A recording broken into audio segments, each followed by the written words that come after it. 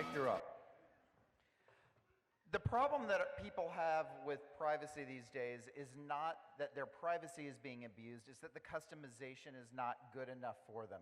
It's when the product isn't good enough that it makes a difference. Remember a few weeks ago when that face app that showed you get older came out, right?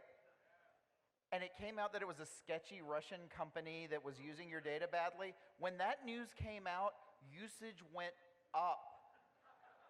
We want what we want utility. That's where businesses should be focusing, and the privacy angle will take care of itself along that way. Andy? Yeah, but privacy is being abused. Google, Facebook, Cambridge Analytica, Experian, these are all companies in the last year that have been sued and fined by the government because they violated the privacy rights of their customers. And we're about to go into the digital big bang of information. So it's not just about web clicks on dmn.com anymore. It's about digital wearable products that are taking bio information from you. It's about cameras out there that have face detection. It's about active listening devices that can actually detect your voice signature. Like, we don't have data privacy laws that even think about that stuff. So when you ask me, like, is data secure? I mean, we're just getting started. 30-second response, Mike? I'm glad you brought up Google. A few weeks ago, Google made it so that newspapers like us could no longer pay meter people who were coming in incognito. That's going way too far, and it's frankly anti-competitive. It's taking away the ability of digital businesses to engage with their customers in a way that our customers have shown they want to engage with us. Okay, Look, Andy, 30 seconds. I'm not even talking about the technologies that we're using today. There's people in this audience right now. We're spending R&D dollars, VC dollars. There's some really smart people, ML, AI, deep thinking. There's a lot of stuff going on, and we don't have any of the legislation and privacy policies in place. Josh is wearing a camera. I met him today. He's wearing a camera that takes a photo every 30 seconds.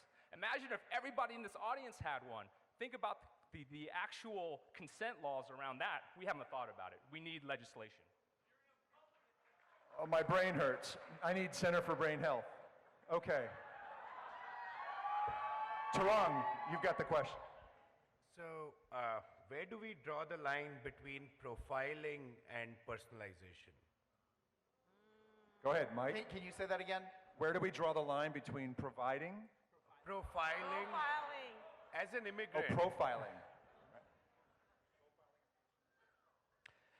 I think the question is the user getting utility? If the user is getting more out of that transaction than we're taking, that's the difference between personalization and profiling.